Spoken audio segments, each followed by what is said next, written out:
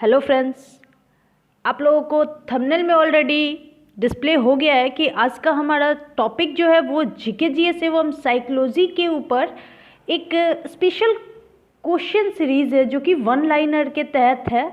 और उम्मीद करती हूँ कि आप लोगों को जैसे कि पहले की वीडियोस पसंद आई हैं, ये वीडियो भी बहुत ज़्यादा पसंद आने वाली है। तो चलिए देखते हैं कि क्या क्या इसके अंदर आप लोगों को मिलने वाला है। ओके, इसीलिए मैं आप लोगों से ये कहना चाहूँगी कि फ्रेंड्स, आज की जो आपकी ये वीडियो है वन लाइनर क्वेश्चंस की, ये बहुत ही ज़्यादा इम्पॉर्टेंट होने वाली है। तो प्लीज़ आप इसकी बिल्कुल भी मत कीजिएगा और आप इसे अंत तक ज़रूर देखिएगा। आप किसी भी एग्ज़ाम में अगर बैठते हैं, हमारा हालांकि ये जो मेन मोटिव है वो टेट एग्ज़ाम के लिए है, चाहे वो सी टेट हो, यूपी टेट हो या कोई भी टेट हो, लेकिन आप इसके अलावे भी इससे रिलेटेड क्वेश्चंस हर जगह देख सकते हैं। चाहे वो आपका एसएससी का सेक्टर हो या डिफेंस हो या फिर रेलवे का एग्ज़ाम हो, आपको हर जगह इससे क्वेश्चंस देखने को मिलने ही मिलने हैं। तो आप प्लीज़ इस सेशन को अंत तक ज़रूर देखिएगा। चलिए क्वेश्चंस को शुरू करते हैं। पोषण आहार योजना संबंधित है मिड डे मील योजना से। मिड डे मील योजना का प्रमुख लक्ष्य है बालकों को पोषण प्रदान करना। सामान्य ऊर्जा में पोषण का अर्थ माना जाता है संतुलित भोजन से। मिड डे मील योजना का प्रमुख संबंध है केंद्र से। पोषण के प्रमुख पक्ष है संतुलित भोजन, नियमित भोजन। उसके बाद है पोषण की विकृत रूप कहलाता है कुपोषण। एक शिक्षक को पूर्ण ज्ञान होना चाहिए पोषण का, पोषण के उपायों का एवं पोषक तत्वों का। ठीक है, व्यापक अर्थ में पोषण का संबंध होता है संतुलित भोजन से, स्वास्थ्यप्रद वातावरण एवं प्रकृति से। पोषण का अभाव अप्रत्यक्ष रूप से प्रभावित करता है सामाजिक विकास को। पोषण के अभाव में बालक का व्यवहार हो जाता है चिड़चिड़ा, अमर्यादित। पोषण का संबंध होता है शारीरिक एवं मानसिक विकास से। संतुलित भोजन का स्वरूप निर्धारित होता है आयु वर्ग के अनुसार। अनुपयुक्त भोजन उत्पन्न करता है कुपोषण को। नेक्स्ट क्वेश्चन है हमारा, पोषण में वृद्धि का उपयोग होता है भोजन से संबंधित, पर्यावरण से संबंधित।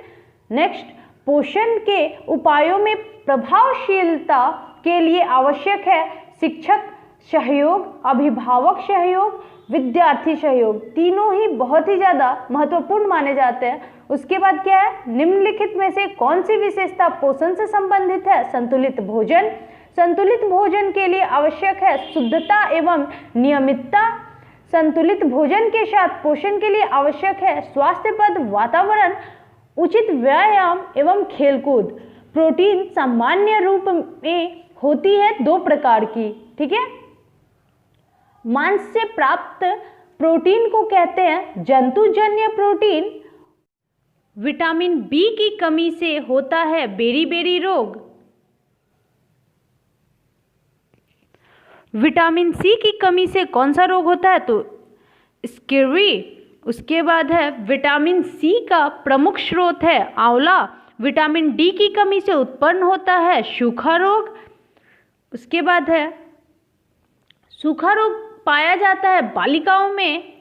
स्त्रियों में मृदुलास्थि रोग किस विटामिन की कमी से होता है? तो विटामिन डी की कमी से। विटामिन ई की कमी से स्त्रियों में संभावना होती है बांझपन या गर्भपात की। ओके, विटामिन ई की कमी से उत्पन्न होने वाला रोग है नपुंसकता। विटामिन के की सर्वाधिक उपयोगिता होती है गर्भिणी स्त्री के लिए, स्तनपान करने वाली महिलाओं के लिए। नेक्स्ट है, रक्त का थक्का न जमने का रोग किस विटामिन के अभाव से उत्पन्न होता है? तो विटामिन के।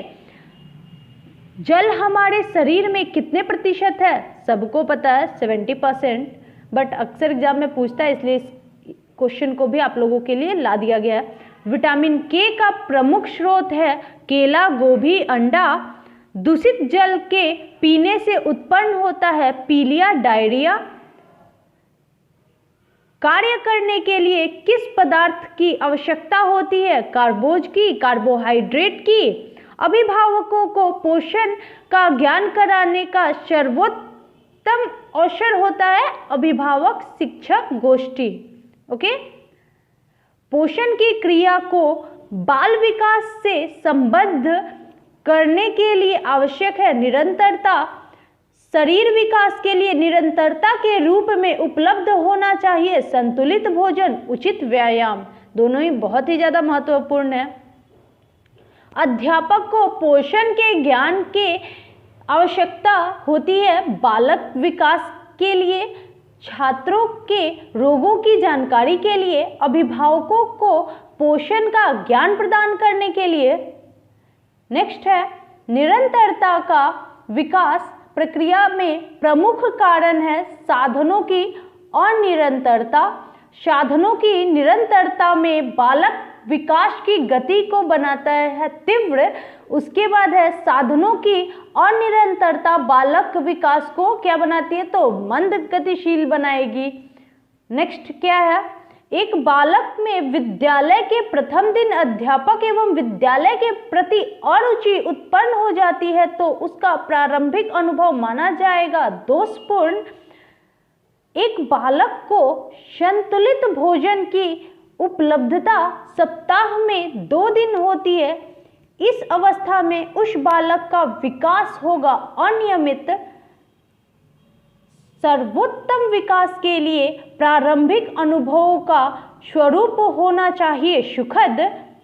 बालक जो है, एक बालक प्रथम अवसर पर एक विवाह समारोह में जाता है, वहाँ उसको अनेक प्रकार की विसंगतियाँ दृष्टिगोचर होती है तो माना जाएगा कि बालक समाज विकास में कैसा होगा, तो वो मंद गतिशील होगा। ठीक है, उसका सामाजिक विकास जो होगा वो मंद गति से होगा। व्यापक अर्थ में पोषण का संबंध होता है संतुलित भोजन से, स्वास्थ्यप्रद वातावरण एवं प्रकृति से। पोषण का अभाव अप्रत्यक्ष रूप से प्रभावित करता है सामाजिक विकास को। पोषण के अभाव में बालक का व्यवहार हो जाता है चिड़चिड़ा, अमर्यादित। पोषण का संबंध होता है शारीरिक एवं मानसिक विकास से। संतुलित भोजन का स्वरूप निर्धारित होता है आयु वर्ग के अनुसार। अनुपयुक्त भोजन उत्पन्न करता है कुपोषण को। नेक्स्ट क्वेश्चन है हमारा, पोषण में वृद्धि का उपयोग होता है भोजन से संबंधित, पर्यावरण से संबंधित। नेक्स्ट, पोषण के उपायों में प्रभावशीलता के लिए आवश्यक है शिक्षक सहयोग, अभिभावक सहयोग, विद्यार्थी सहयोग। तीनों ही बहुत ही ज़्यादा महत्वपूर्ण माने जाते हैं। उसके बाद क्या है, निम्नलिखित में से कौन सी विशेषता पोषण से संबंधित है? संतुलित भोजन। संतुलित भोजन के लिए आवश्यक है शुद्धता एवं नियमितता।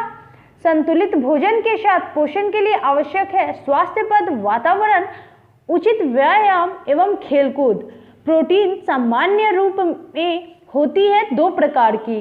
ठीक है, मांस से प्राप्त प्रोटीन को कहते हैं जंतुजन्य प्रोटीन। क्वाशियरकस नामक रोग उत्पन्न होता है प्रोटीन की कमी से। गन्ने के रस, अंगूर तथा खजूर से प्रमुख रूप से प्राप्त होती है कार्बोज। नेक्स्ट है, कौन सा स्रोत वनस्पति जन्य प्रोटीन का है? जौ। कार्बोज की अधिकता से कौन सा रोग उत्पन्न होता है? तो मोटापा और बदहजमी।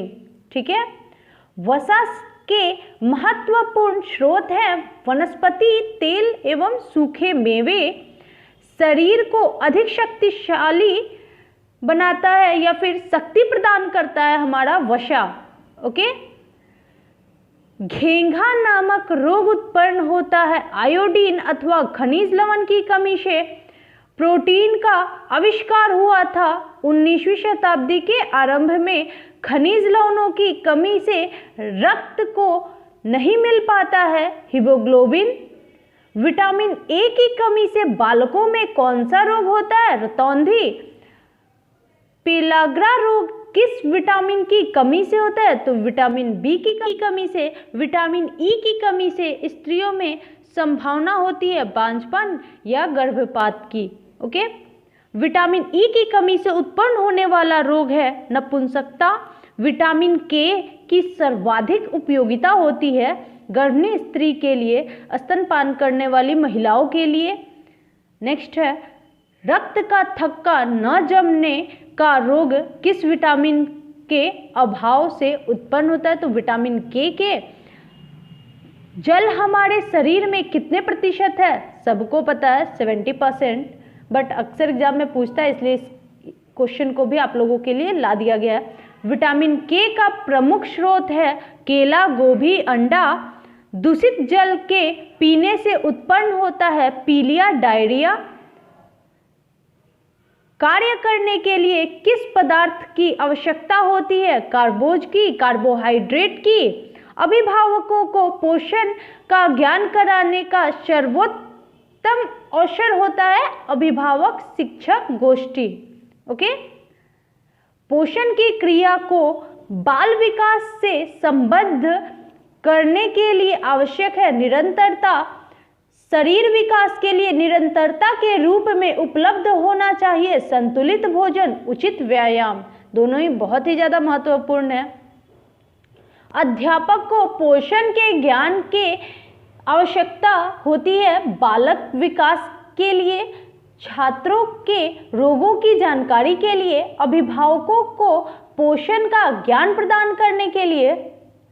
नेक्स्ट है निरंतरता का विकास प्रक्रिया में प्रमुख कारण है साधनों की अनिरंतरता। साधनों की निरंतरता में बालक विकास की गति को बनाता है तीव्र। उसके बाद है साधनों की अनिरंतरता बालक विकास को क्या बनाती है? तो मंद गतिशील बनाएगी। नेक्स्ट क्या है?